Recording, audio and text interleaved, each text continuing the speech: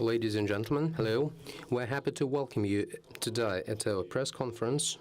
This is to continue our series of press conferences running up to Gazprom's AGM. Today, we have crossed the equator. This is our fourth press conference out of the expected 6. Today, we're going to discuss an important topic: activities of production complex investment projects in gas processing sector. This press conference is hosted by Deputy Chairman of the Gazprom Management Committee, Vitaly Markelov, members of the Management Committee, heads of department, Sergey, Menshikov, and Vyacheslav, Mikhalenko. And also, we have Yury, Lebedev, Head of Department at Gazprom, Director General of Gazprom, Pererabotka, Blagoveshchensk, who is joining remotely. Over to Vitaly Markelov, after which we will be happy to take your questions. Mr. Markelov, over to you.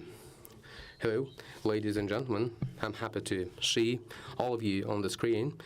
I have met some of you. I met some of you yesterday at the administration. So, hello again. Let's get started for our today's talk. Let me now tell you with a presentation about what we do. Last year, and this was the first slide is what we produced last year. We produced 443.5 BCM of natural gas during 2020, and the year 2020 was quite a special year, obviously, in terms of production processes, both domestically and globally, against the backdrop of the coronavirus pandemic. Demand weakened, obviously, and we felt this reduction in demand starting the very beginning of last year, amidst the warm winter, and then because of the pandemic, when the coronavirus took off, when energy consumption reduced and demand started recovering as late as in Q4 last year, and we lived to Q4 at the expected volumes, at the volumes that we had targeted in autumn and winter this year. We saw quite a challenging time for everyone, for the whole world, and for Russia, for Europe, and in the Central Asian region as well. Naturally, the consumption of natural gas increased dramatically because of the long and cold winter, and this is why we adjusted our production targets and our production volumes in order to, first and foremost, to address the gap formed by what we took out from underground gas storage facilities, and to meet the consumption needs in Russia and abroad, according to our contracts. The beginning of this year, I mean winter 2021, was quite challenging for us. We worked at full swing, at full capacity to produce the required volumes, and so we expect to have produced 506.5 billion cubic meters in 2021, and this number already factors in what we produced in Q1, the adjusted numbers. The production numbers have been adjusted to what we saw in Q1 against the backdrop of this challenging winter. Now, Gazprom's reserves and resources, these are significant. In natural gas, we have 33.6 trillion cubic meters as reserves, and also we have 3.5 billion tons of condensate and oil. You understand that international classification numbers are somewhat lower as compared to the Russian classification numbers that I have shared above. These are all also provided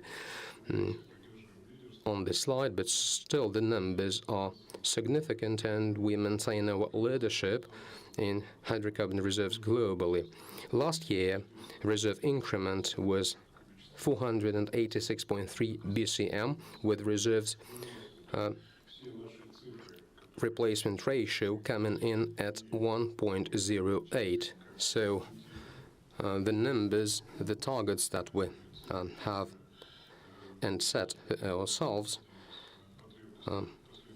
reflects the required replenishment ratio. So this ratio of 1.08 is significantly higher than the ratio of 1 as approved by Gazprom's board of directors, and we have been maintaining this ratio in excess of 1 for quite a few years in a row. We discovered 3 major fields. The first one is 75 years of victory in the Kara Sea. This is an offshore field, natural gas field. In reserves, this exceeds 200 BCM. Solham in Khanty-Mansiysk Yugra, an oil field, and Central Uranska field in Orenburg. This is also an oil field. So, as I said, the reserves increment last year was 486.3 BCM in natural gas. Next page shows our midstream and underground gas storage capacities.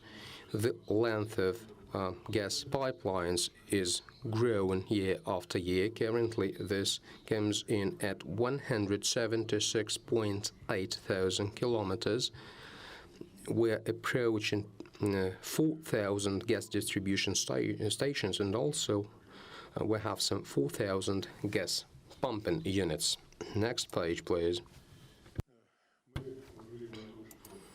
Here we talk about the development of our midstream capacities and underground gas storage facilities in Russia in 2021. The increment will fall more than 3 million cubic meters to achieve 72.6 BCM per annum.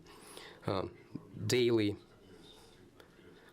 offtake capacity of Russian underground gas storage facilities, spearheaded by our effort, will amount to 847.9 million cubic meters per day in 2021, as at the beginning of the offtake season. So we have stepped up in terms of daily throughput capacity, or rather daily offtake capacity of our underground gas storage facilities as well.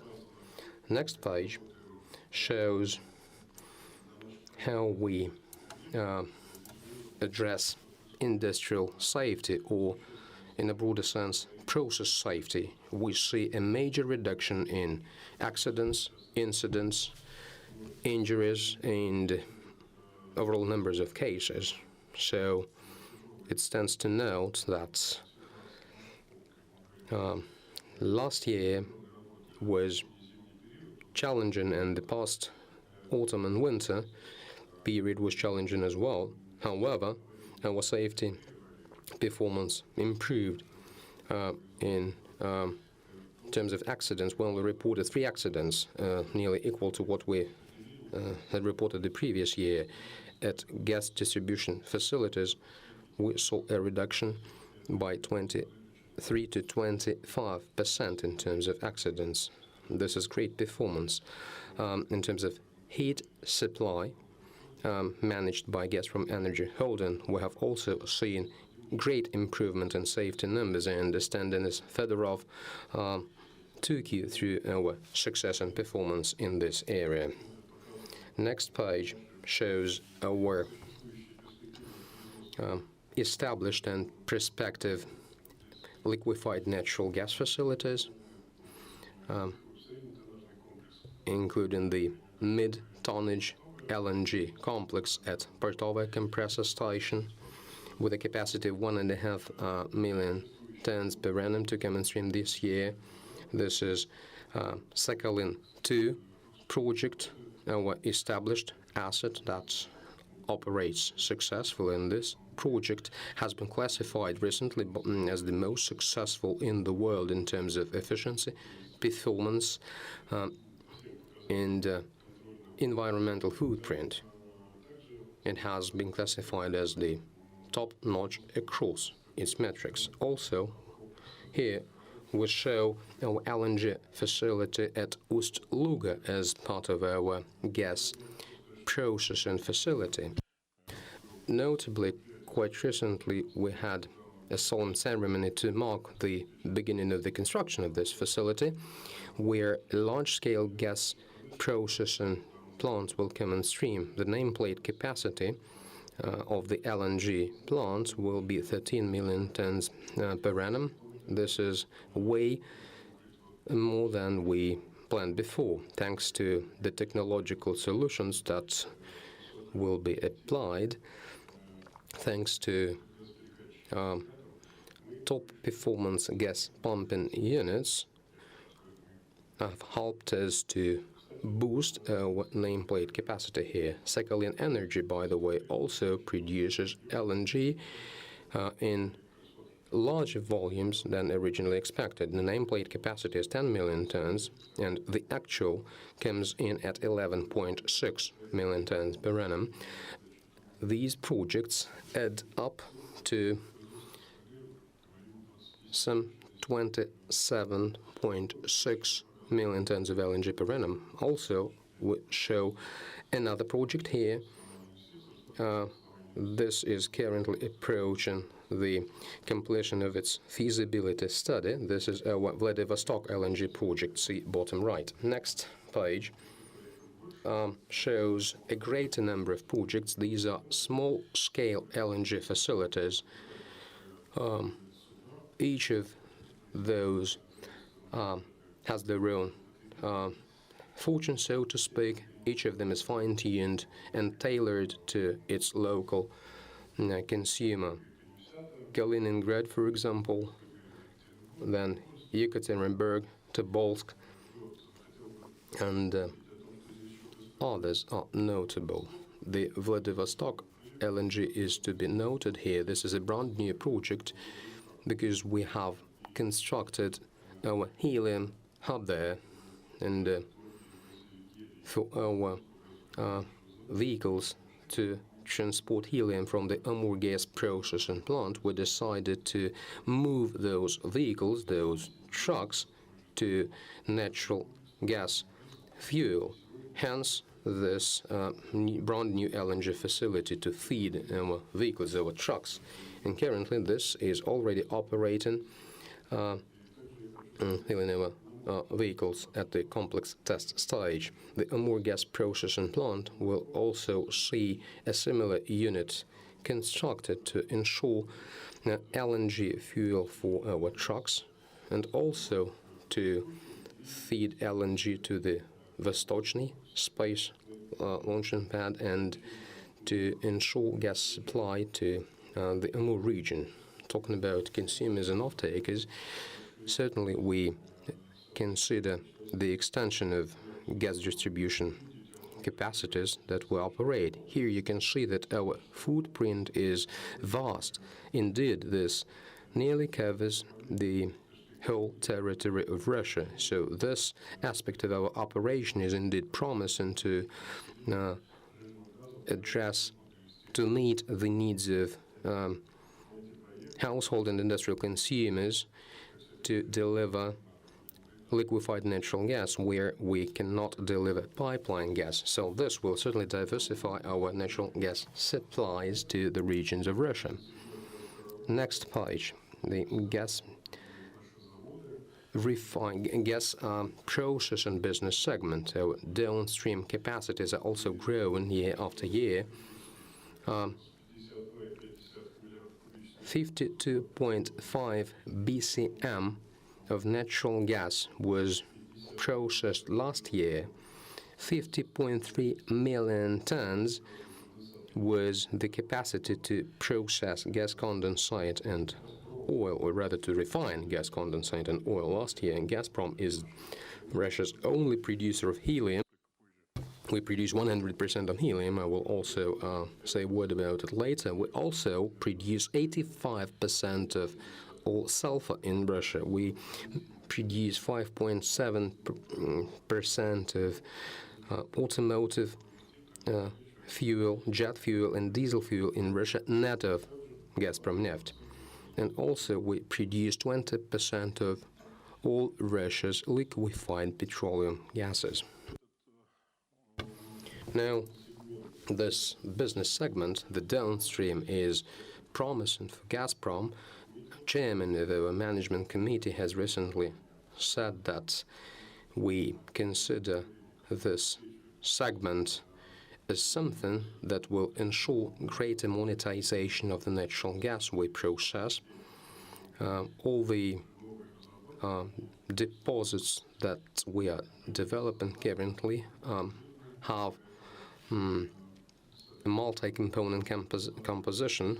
They will feed wet gas. Hence, we will need to consider solutions to extract highly valuable components from wet gas.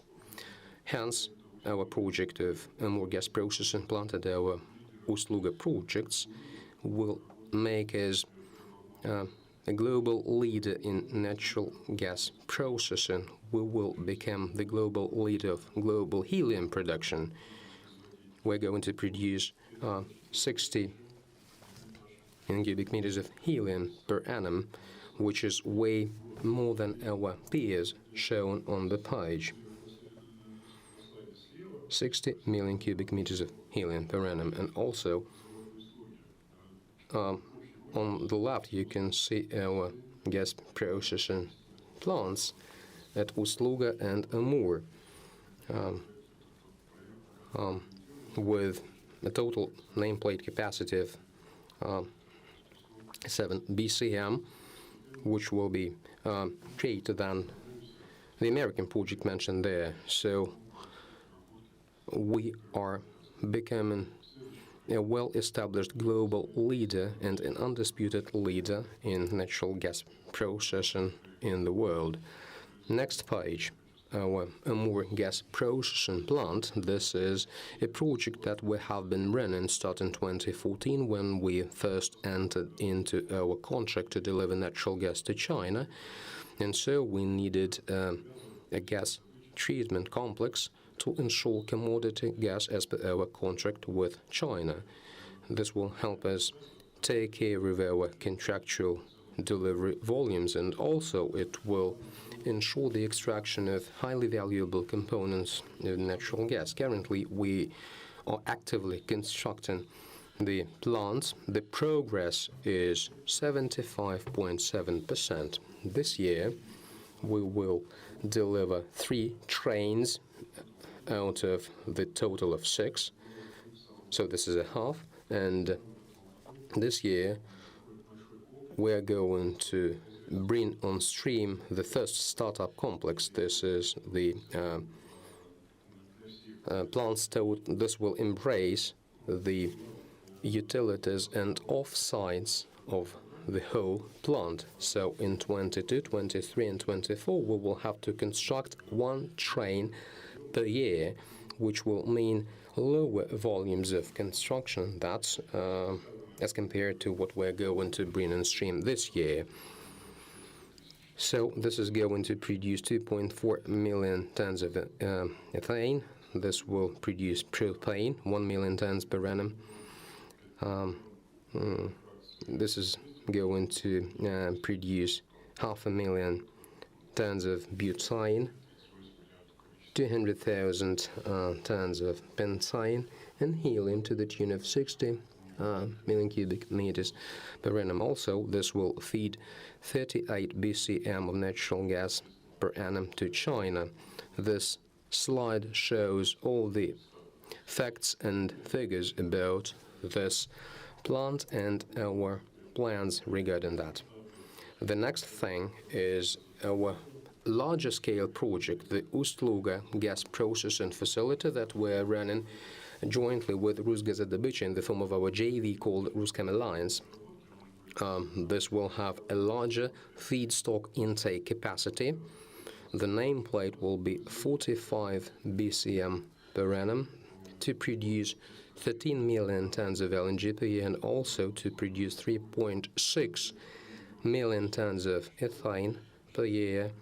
It will produce 1.7 million tons of LPGs and 100,000 tons of benzene and hexane fraction. 18 BCM of commodity gas will be shipped to off-takers from this plant. it stands to note that this facility will be unique. As you can see on the page, it will embrace 2 process trains, unlike the Amur plant, having 6 trains. Why 2, not 6? Because at Amur, we have the Chinese contract with a ramp-up supply schedule, and also equipment characteristics formed a constraint for our solutions to be applied at Amur. Ustluga is, however, located on the Baltic Sea shore, and this allows for the transportation of heavy cargoes by sea, so we have managed to leverage upon the characteristics of the plant, and it is going to be more focused, more concentrated in terms of production, so to speak, which will ensure greater per unit capacity in terms of product output. And this is basically shown on this page. Now, ladies and gentlemen, I think I'm done with my introductory presentation. Also, I would like to say that the year 2020 was, for us indeed, a year of pandemic. It was a hard year for everyone, so I would like to say a couple of words about it.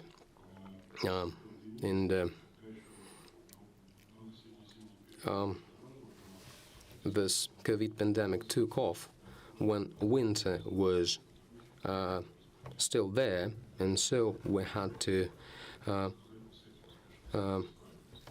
do a lot to streamline our upstream and midstream and downstream capacities. After the winter was over and the pandemic continued, we ended up in a time where we had to start preparation for the next autumn and winter period, and we were a success across the board here. So we successfully lived through the autumn and winter of 2020 and 2021. The pandemic peaked at the very beginning of the autumn and winter period, and this indeed brought about some challenge for us to test our resilience and stability of our upstream and gas midstream capabilities. I guess no one has noticed the operation of Gazprom during this challenging period, and this means that we were indeed operating seamlessly, delivering natural gas to consumers, to household consumers, to industrial off-takers. So Gazprom has proven again to be efficient, effective, and sustainable. Thank you. Thank you, Mr. Markelov. Let's start our Q&A session. Alexei Novikov, Interfax, over to you. Hello, gentlemen. Hello, Mr. Markelov. Thanks a lot for addressing my main questions in your presentation, and I think you've taken care of the key question of all of my colleagues, of all the journalists. So I would just ask you for a small follow-up comment. The production numbers that you have shared are indeed appreciated. This is the highest of the recent decades, so if you benchmark versus last year, the increment was indeed huge. But could you please say what kind of deposits and fields are you going to use to take care of the production increment targets? Now, my next question. Again, looking at last year, we can indeed say that this was a year of force majeure. However, the underground inventory in Russia that are way higher than the readily available inventory built up by Gazprom. So those inventories are there to address such unexpected cases like cold winter, like pandemic, like whatnot. So are you considering the use of this instrument to prepare for the upcoming season. And my next question, my last question, when we write about emergencies and incidents at gas midstream facilities, I've noticed that these incidents and accidents tend to happen on weekends, during holidays, during long weekends. Could you please shed some light on these statistics and take us through any dependency, if any, between these two things, growing number of cases and holiday periods? Vitaly Markelov, let me start with the last question of yours. I'm not a superstitious person, so I don't think there is a dependency of that kind. Now, today, we have the lowest number of accidents throughout the whole history of Gazprom, and this reiterates the effectiveness of our effort to ensure safety and stability of operation. We have the most reliable gas supply and gas midstream systems in the world, and this has been spearheaded by a systemic set of measures that is in use every day, every minute, and every second, that is ensured through routine efforts of our people, of Gazprom's employees. If this was not the case, you would have accidents and incidents on holidays, on weekends, on weekdays, every day. Again, this is the lowest numbers that we have is the result of our systemic daily effort. Now, your next question, how are you going to increase your production by virtually 60 BCM, preparing for the next autumn and winter season? What's the number? I mean, it was 450 last year, and this year you're talking about 500 BCM. Vitaly Markelov, okay. In Q1, so during the past autumn and winter, we already produced more than we expected. We produced 6.6 BCM more than we expected before at our gas fields. So now we are bringing on stream new capacities that are going to help us produce the targeted number of 506.5 BCM. Over to Sergey, who will take us through details of that. Hello, colleagues. Thank you very much. Production increment is usually ensured by our established gas fields, our compressor booster stations, and additional arrangements to increase the number of wells. This is about 2021.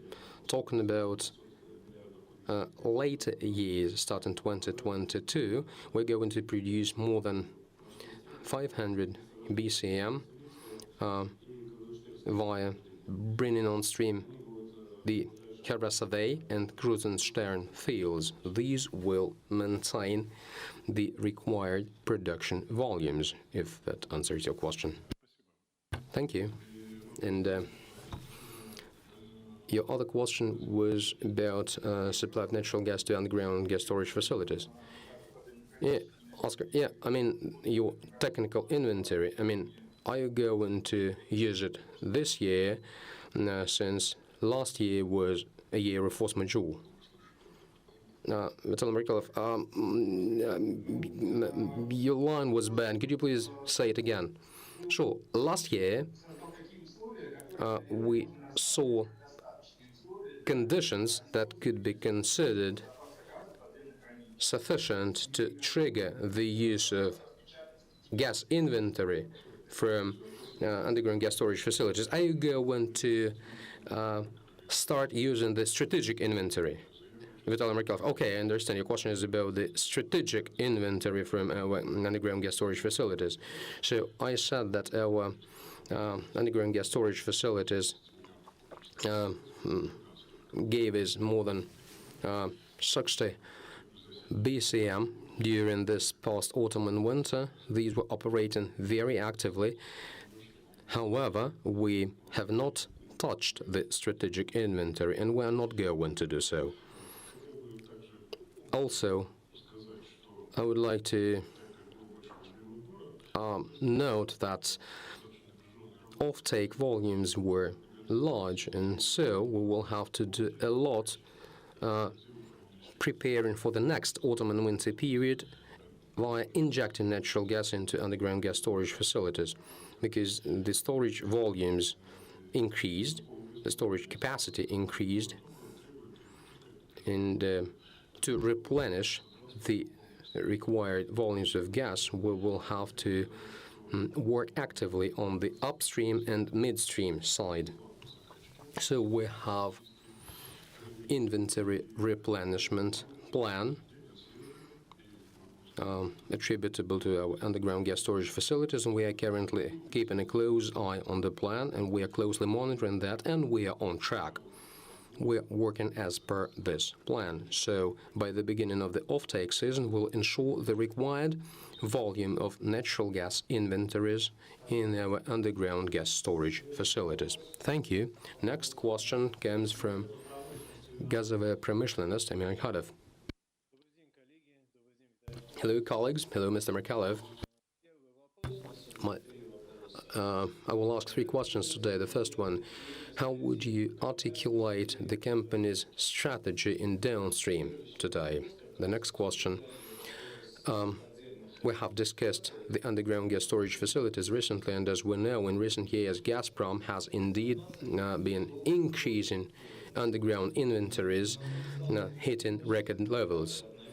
And in the coming winter, we will see a new record in terms of the readily available inventory. So are you going to materially expand your underground gas storage facility capacities or deliver new underground gas storage facilities in this respect? And my last question, you have mentioned your Ustluga complex quite a few times in the presentation. So we are a research and scientific journal, so we are interested in the unique engineering solutions and technologies that you are going to apply, implement in your Ustluga project. Vitaly Markelov. Let me start with your final question. Indeed, as it has been said earlier today, Gazprom focuses a lot on natural gas processing. Now, our gas processing facilities were delivered quite long ago. In Astrakhan, for example, Astrakhan came on stream more than 4 decades ago. Orenburg came on stream 5 decades ago, and so the facilities we haven't been bringing such capacities on stream for quite a long time. However, now we have started considering the monetization of natural gas quite differently, thanks to the Chayanda field. The natural gas coming from Chayanda is unique in its chemical composition. It has whatever in it. Large volumes of ethane, propane, butane, and certainly helium. No other deposit has the large amounts of helium shown, or rather seen, at Chayanda and Kavikta. So we have the world's largest reserves of helium. So our task is to produce this natural gas as efficiently as possible, how to process it, extracting the most highly valuable components. So we apply the technology of proactive helium extraction. We have the so-called unit to extract helium concentrate. This is a complex of compressor units separating flows of gas, extracting helium concentrate out of the natural gas produced. So part of helium goes to the pipeline, and through that pipeline it goes to Subvodnaya, near the Amur gas processing plant, and part of helium is re-injected into the deposits in order to keep it, to ensure future, to ensure stable shipments of helium to meet our future contracts and supply commitments. Now, Amur gas processing plant. Today, this is the most technologically advanced gas processing facility in the world. We use a licensed technology from Linde. This is highly efficient. This is highly automated. This needs very few manual interventions. Currently, we are doing our commissioning efforts there, and we have been able to confirm all the technical characteristics according to the design of this plant. So we have gained a lot of expertise and experience applying gas downstream technologies. Also, a more gas processing plant deploys Russian manufactured equipment. You write a lot about technologies, about import substitution. So at Amur, we saw large-scale application of Russian-manufactured gas pumping units produced by Ladega, St. Petersburg. This is a Rep Holden manufacturing enterprise. Talking about Ustluga, our other gas processing complex, this is certainly different from Amur, because the composition of the gas produced is different from what we see in Chiyanda, adjacent to Amur. Here in Ustluga, we have gas from Tambay, from the Dimportaz. There is no helium, but this is a wet gas containing a lot of ethane, propane, butane. So technologically, this is different to Amur gas processing plant. And we have decided to increase the per unit capacity of units we have in gas downstream. You know, at Amur, as I said, we have 6 trains. At Ustluga, we have 2. And talking about liquefaction capacities, we also have 2 trains, 2 lines there. So this is, in terms of technological capacities, this is synchronized with the gas chemical complex, also having 2 technological trains. So we did it to match the value-adding stages with one another on the technological side, in order to be able to extract and process ethane-containing gas separately. This solution will be pioneered, used for the first time, and this ethane-containing gas will have to be taken safely and efficiently from the producing fields to the gas processing plant. Currently, we are running the design for the collection and transportation of ethane-containing gas. We have some capital construction and technological upgrade projects there. And this is a large-scale technology complex that is scheduled to come on stream in 2023 by the end of the year. It will also deploy Russian-manufactured equipment, and a lot of valuable experience that we have gained constructing Amur will be deployed at Ustluga, including in the sphere of heat exchangers. Amur has Russian-produced heat exchangers. These will be produced by Severstal Linde, and Certainly, these Russian-manufactured heat exchangers will also be installed at Ustluga. The Ustluga gas pumping units that I have mentioned earlier today will also be deployed there, and a few other equipment items. Amur, as I have said, will produce 60 million tons of helium per year, 60 million cubic meters per year, and this will see brisk demand globally to ship helium to off-takers. Gazprom has implemented another technologically advanced project. This has been the first time for Gazprom. This is a helium hub, and this is unique globally, by the way. This helium hub is located in the vicinity of Vladivostok. This helium hub is designed for the purpose of accepting helium containers frozen at the temperature of 267 to 269 degrees. These will be collected there for further cool down and to ensure further transportation of helium in containers to consumers, to off-takers. The containers will be transshipped onto marine vessels to be further taken to Asia-Pacific and other regions of the world. This technology will ensure economically feasible shipments of helium to off-takers. Now, we have constructed an LNG filling station at the Helium Hub.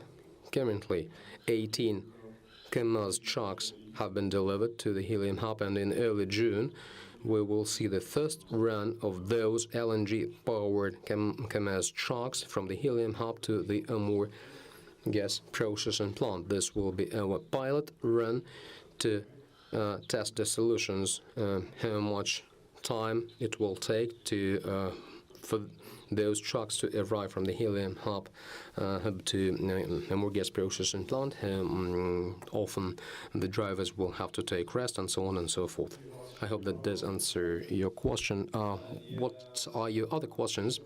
Yeah, I would like to reiterate my other question about underground gas storage facilities. Your underground inventories are growing. So is Gazprom managing to extend the established underground capacities? And are you going to deliver new underground gas storage facilities? Vitaly Markelov, indeed, we're running a massive underground gas storage facility program in Russia. And by the beginning of the off-take season, we have already stepped up the volume of inventory and the off-take capacity. Over to Vyacheslav Mikhalenko for details of that. Vyacheslav Mikhalenko, thank you, Mr. Markelov. Hello, ladies and gentlemen. I can't wait to comment on it. You know, Gazprom always take care of its commitments. Towards the year end, we will step up our readily available inventory by 316 million. So by the year end, our readily available inventory will add 316 million daily, and the total inventory volume will amount to 72.6 BCM. In terms of daily capacity, we're going to add 4.5 MCM daily, and this will help us to achieve 847.9 million cubic meters per day. So we are well on track to successfully get prepared to the upcoming offtake season. Vitaly Markelov. So we're going to expand our line, underground gas storage facilities that will allow for larger volumes than water-based underground gas storage facilities, hence this large increment. Thank you. Next question from Vyacheslav. Hello, Mr. Markelov. Hello, ladies and gentlemen. I have a couple of questions, if I may. The first one is about the volume of exploration investments to be incurred by Gazprom in 2021. Are you going to expand your exploration capex? And since you have shared a larger production target attributable to this year, what natural gas reserve increment are you targeting this year? Before you targeted some 497 BCM, will you update this? Also, my second question is about your recently announced project at Ustluga. Will you be able to update us on this construction capex estimate on the gas processing plant and the LNG plant at Ustluga in US dollar equivalent, if possible, please? Vitaly Markelov. Thank you very much for your questions. I will hand over to Sergey for the first question. I'd like to say that this year we're going to produce more than 506 BCM of natural gas. And certainly the reserve replacement ratio will be more than 1. So we will ensure more than 506 BCM in terms of natural gas reserves this year. Now over to Sergey for exploration and upstream capacities. Sergey, thank you, Mr. Markelov. You have partly answered the question on the reserve replacement ratio and reserves increment. Indeed, production numbers are growing. Now the target is 506 BCM, so reserve replacement ratio will be more than 1. Last year, Gazprom was quite active on the exploration side. Although the year was quite challenging because of the pandemic, and it was hard to work in far-flung corners of Russia. However, we did outperform our reserve replacement ratio, delivering a number more than 1.08. This has been spearheaded by Gazprom's subsidiaries, and more than 50 billion rubles was invested this year. We have increased our exploration capex quite materially, and so this work will be focused first and foremost on the Yamal Peninsula, on Nadim Purtaz deposits, at our conventional gas fields, and also on Eastern Siberia and the Russian Far East. The increment is expected to amount to more than 506 BCM of natural gas. Talking about natural gas production volumes, I can say that we're on track here. In the near term, we're going to be able to produce more than 500 BCM, in particular on the back of the newly launched fields like Karasave and Krusenstern fields, and also through the development of our brownfields, Nadim Purtaz, Urengoy, Zapolarny, and Bovanenkovo group deposits. So I understand this work will be continued there to boost our upstream capabilities. Also, we have our Tembey group of fields, which is being developed to come on stream in due time in order to be able to make us able to take care of all our contractual commitments. Vitaly Markelov. Thank you, Sergey. Talking about Ustluga, I would like to say that the Ustluga Gas Processing plant is currently at the stage of design and sourcing. And this is a very active phase of project. We have negotiations with prospective partners and contractors nearly on a daily basis to source core process equipment, to source construction works. So currently it would be too premature to update you on the capex pertaining to this plant in US dollar equivalent. It's too early to update you on that number. So let's wait for the project design documents to be fully in place, for all the contractual matters to have been addressed. And at that point, we will be able to talk of the budget of this plant. This is, again, subject to project financing. And banks show an increased interest in this project, because such projects are really few on a global scale, and this project offers great economics, and this shows all the characteristics and features making it eligible for project financing. Thank you. Anastasia Gureva, Argus Media, please go ahead. Hello. I have a few questions. The first one. What was the maximum daily production of Gazprom during the previous autumn and winter period, and what is the prospective maximum daily production this year? What do you expect? I mean, your fields within the unified gas transportation system, not of Western Siberia, I mean your conventional fields, your home fields, so to speak. My second question, what are your plans for Chayanda and Bovanenkovo this year, next year? And my third question,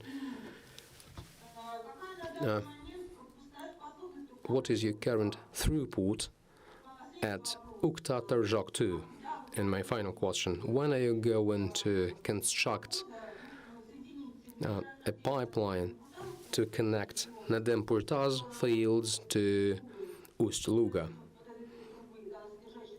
I mean the pipeline to transport ethane-containing gas, and how much gas are you going to transport from Nadem-Purtaz to Ustluga? Can you give us a number? Do you have it on the top of your head today? Vitaly Markelov, thanks a lot for your questions. If I miss something, please give me a heads up, okay? Now, daily production, what it was and what it will be, certainly it depends on the demand for natural gas.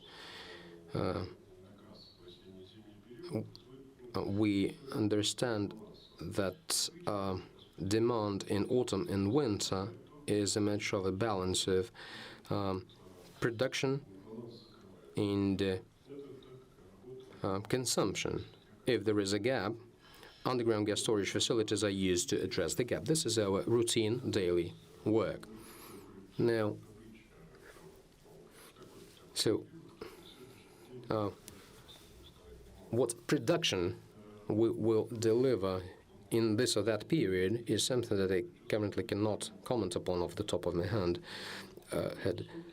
We used to produce 1.5 in cubic meters per day to deliver enough gas to meet the increased demand in Europe and in Russia for natural gas. So 1.5 BCM per day was produced during quite a long period of time, virtually throughout winter. And this made us able to deliver the ultimate annual production target that I have given earlier today. Talking about the upcoming winter, Then I shall say that today we are working to get prepared to the autumn and winter period, handling our upstream capacities, among other things, and handling our investment projects that are going to deliver incremental production numbers. So we have basically shared the numbers that we have reported recently, and I think approximately these numbers will be seen next winter. We have all the traditional instruments like production and underground gas storage facilities. The past winter has been pretty long and cold. It was sort of unique in its nature because it happened both in Russia and in Europe. However, we did not limit natural gas consumption in this country. Can you recollect a year when this happened?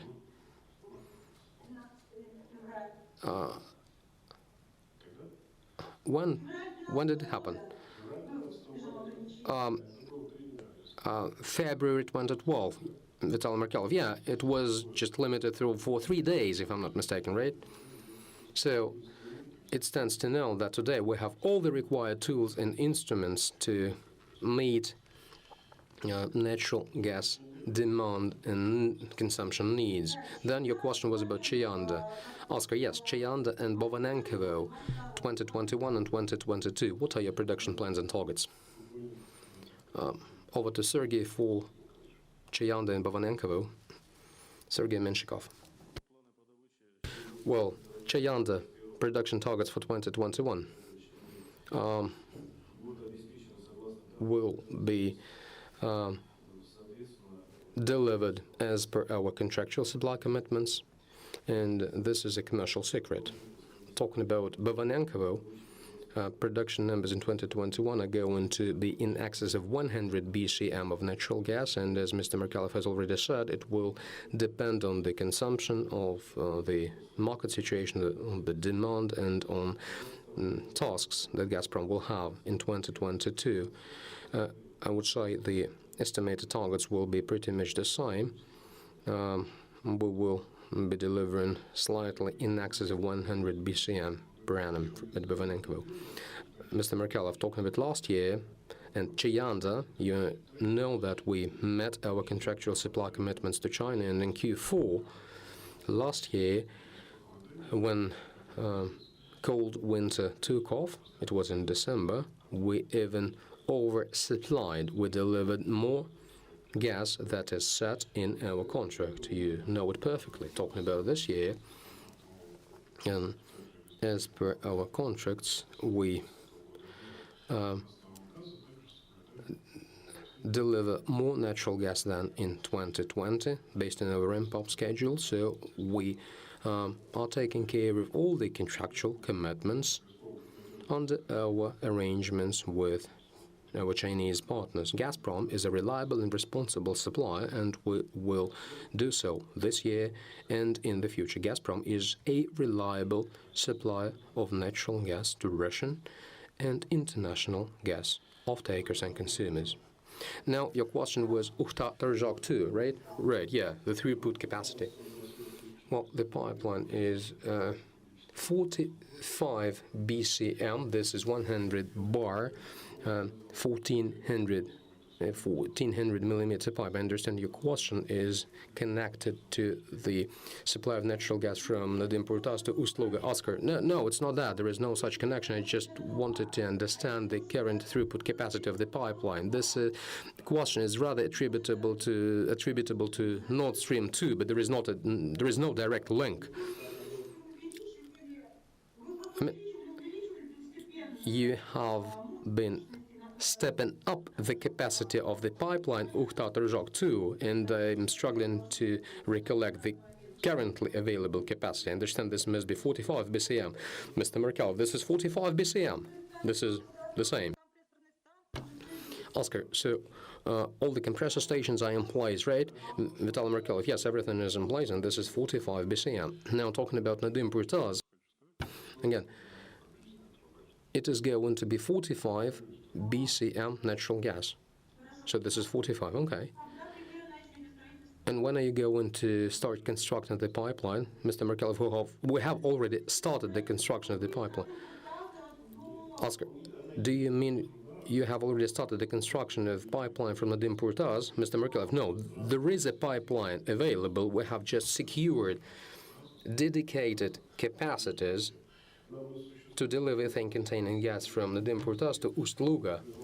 We have just to do some additional work on the available pipelines. We need to establish a gas collection system at the Importaz. We need to do some overhaul of pipeline from the Importaz to Ukhta or to Sosnogorskaya compressor station. We have to reconstruct the compressor stations. We have to reconstruct the system to feed fuel gas. We have to do some work to shut off valves. We have to dedicate a pipeline stream in the section of Ukhta-Terzhok 2 to deliver ethane-containing gas. And then we'll have to deliver a pipeline from to Grazovets in order to be able to deliver the ethane-containing gas to deliver to schedule. This is a large-scale initiative, isn't it, Mr. Markelov? We only have large-scale initiatives, right? The next question comes from Vitaly Sokolov, Energy Intelligence. Hello, Mr. Markelov. Hello, ladies and gentlemen. I have a few questions. Let me ask a follow-up at the beginning. In your presentation, Mr. Markelov, you said that technological solutions would ensure the production of 13 million tons of LNG at Ustluga. Is this a Linde technology, just like at Amur? Is it the same? Is it a Linde technology, just like in the gas processing trains? My second question is about Nadim Portaz. You have answered that partly already, but mainly maybe you will be able to take us through the reserve base at Nadim Portaz attributable to Ustluga. How much ethane-containing gas are you already producing in the Nadim Portaz region, and how much do you need to produce to fully ramp up your gas processing plant in 2025? How are you going to address the increment? And for how many years will you be able to maintain the natural gas production shelf at Nadim Portaz? The second question is about geological exploration in East Siberia, attributable to the transit pipeline to China through Mongolia. Which part of the reserve base have you already confirmed, and how much gas will be fed from the Importaz and how much from Eastern Siberia? And are you going to connect Kavikta to the power of Siberia too? And the next question is about geological exploration in the Kara Sea. How many wells are you going to drill this year? In which sections of the field are you going to do so? And where is the Severная Сияние or Aurora Borealis platform will be operating? Mr. Markelov, thank you. To tell you the truth, I remember your first and your final question. Oscar, I will be able to repeat it as we go. Vitaly Markelov, okay. Talking about technological solutions. Now, we have a Russian technology. This is a Russian large-scale LNG technology. This technology is delivered by Gazprom and Linde Engineering. Is this a Linde technology? Vitaly Markelov, this is a Russian technology. This is our Russian technology. This is Gazprom Engineering's technology. Your second question? My second question is about the reserve base at Nadim Portaz. For how many years are you going to maintain the production shelf? How much are you producing now, and what do you need to ramp up to the 45 BCM by 2025? Over to Sergey Menshikov. Sergey Menshikov, thank you. At Nadim Portaz is our core reserve base for Ustluga in terms of ethane-containing gas. To feed Ustluga Gas Processing gas chemical plants. Currently, Urengoy field and Achim deposits are producing the required volumes of gas, and by 2025 we're going to ramp it up on the back of launching sections 3, 4, and 5 of Achim deposits. Also, we are now producing from deposits of Yamburg and Zapolyarna fields, so the reserve base for the project is out there. This is established, and this is going to be used to the expected extent, spanning 2040 and beyond, talking about exploration in Eastern Siberia and the possibility of using this reserve base for new transportation corridors. Indian Gazprom is running exploration in Eastern Siberia in 3 regions of Russia. This is Sakha-Yakutia, Irkutsk region, and Krasnoyarsk territory. The amount of reserves that is currently confirmed by the State Reserves Commission is in excess of 3 trillion cubic meters of natural gas, and we are maintaining our exploration operations, especially in hard to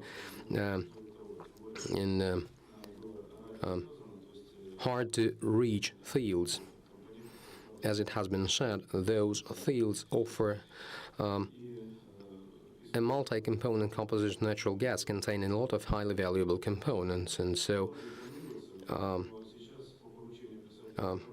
at the instruction of the chairman of the management committee, Gazprom is running a feasibility study to apply, in particular, the reserve base of Eastern Siberia. Certainly, the basis is Nadim Burtaz, but Eastern Siberia is subject to a feasibility study that is currently underway. Talking about the currency, Gazprom is also running exploration as part of its production program. Our exploration mandate has been approved, and we're going to drill one well this year, and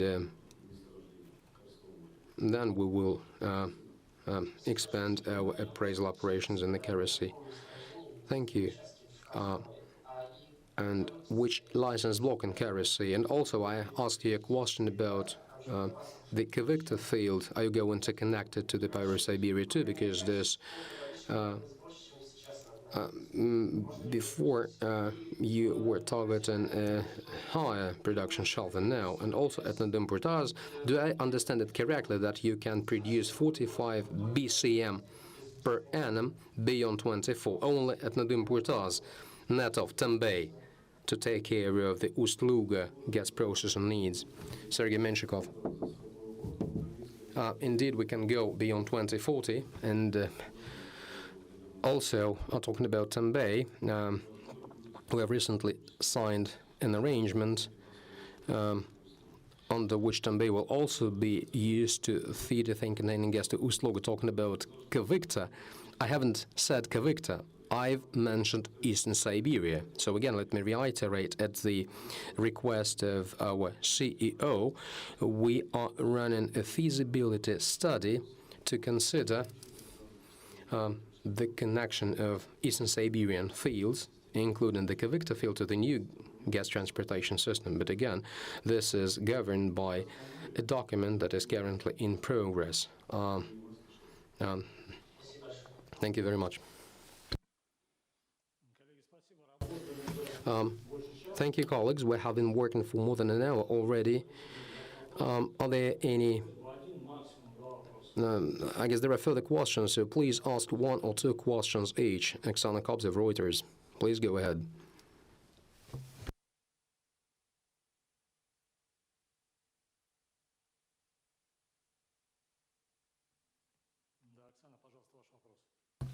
Oksana, please go ahead.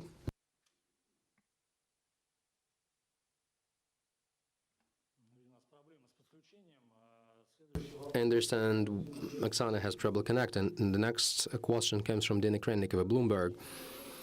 Hello, colleagues. I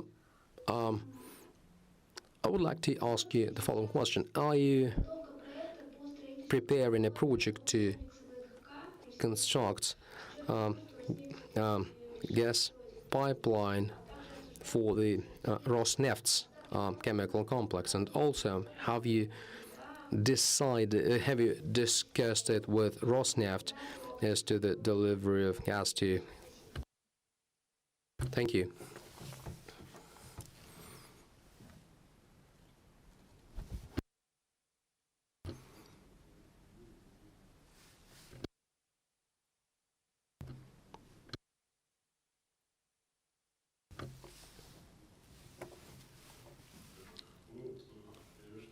Vitaly Markelov. We have delivered a gas transportation system that goes through 3 regions: Sakhalin, Khabarovsk, and Primorsk territory. This helps us develop the consumption of natural gas across these 3 Far Eastern regions, and the largest off-takers mentioned by you in your question have expressed their wish to get connected to our gas transportation system. And currently we are we're working on technical connection clearances to be issued for them to be able to get connected to our gas transportation system. Rosneft, the Zvezda plant, is a large off-taker, and we delivered our gas pipeline to the Zvezda plant back in 2017 to meet all their natural gas needs at the Zvezda plant, meeting all our commitments. Thank you. Thank you. Next question comes from Olga Dedaeva, TASS. Please go ahead, Olga. Hello. I just have a follow-up question on Ustluga. Before answering our previous questions, you said that it was early to estimate the construction budget. And before, you had said that it would be available during the first half year this year. So what's the time when the final budget of Ustluga may be known, and can a change in the contractor of Ustluga lead to the budget to be reconsidered? And talking about Linda, is it a binding contract to construct the complex, or are any condition approvals pending? When is the principal contract going to be entered into? Vitaly Markelov, thank you very much. Talking about the first question, the sourcing is in progress. Currently, I can't say that this work is already over. I can't say that. Talking about project timeline. Now, first and foremost, in the first half year 2024, the first phase is expected to come on stream, and the second phase is to follow in 2025. By that time, all the interim work schedules are based on this. All interim schedules are developed for gas liquefaction and gas processing facilities. On a monthly basis, we have steering committee meetings considering the project schedule, and currently we're on track. We can't see any deviations from the schedule. We're on track. Now, replacement of contractor, this was your other question. We can't see any issue there in terms of any possible influence of the contractor's replacement on the work schedule, because we control all the facilities that are centered around or linked to this project. We're on track. Thank you. Next question comes from Olga Dinolenko, Prosperity Capital. Hello. I have a follow-up question on the Tambeysko group of fields as the reserve base for the Ustluga project. Why have you decided to deliver natural gas to Ustluga and not to monetize it via alternative routes? will you need a corridor to deliver natural gas to keep its multi-component composition? Given your processing facilities in a different region than the importers, will you be able to use some portions of the currently available gas transportation system? And given its multi-component composition, how will the price and formula work for that gas? Thank you.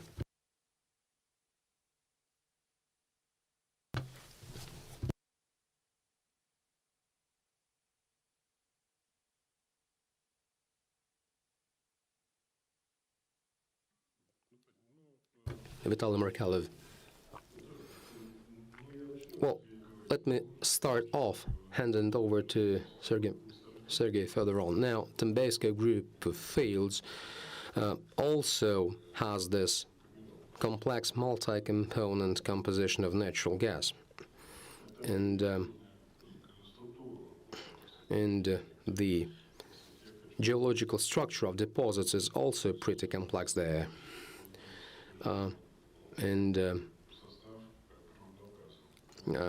Natural gas composition varies from location to location within the Tembayska group of fields. And now over to Sergey Menshikov for detail. Sergey Menshikov. Thank you, Mr. Markelov. Now, Gazprom is a company ensuring reliable natural gas supplies to off-takers and consumers through the uniform gas transportation system. Accordingly, we ensure sustainable use of some soil assets and reliable development of fields. The Tembayska group of fields embraces 3 license blocks, and the primary assets to come on stream contain ethane-containing gas. It's going to be transported to the Ustluga Gas Processing plant. The gas transportation corridor is currently of a shared nature. This is established, and then a portion of it will be dedicated to ethane-containing gas, as it has been said earlier today. This system of supplying ethane-containing gas to Ustluga will ensure deep processing of this natural gas and hence higher value added, increasing economic performance of this project. Mainly, this gas is going to be produced from deeper levels where ethane-containing gas is found. Thank you. Thank you very much. And now a final question from Denis Lebedev, Fontanka. Denis, over to you. Please go ahead. Thank you very much. I understand you won't give us the budget for Ustluga. You have explained why, and your answer is clear. However, you've stated that this project offers great economics and has all characteristic features making it eligible for banking, with bankers expressing increased interest in that. What are these characteristic features making this project attractive?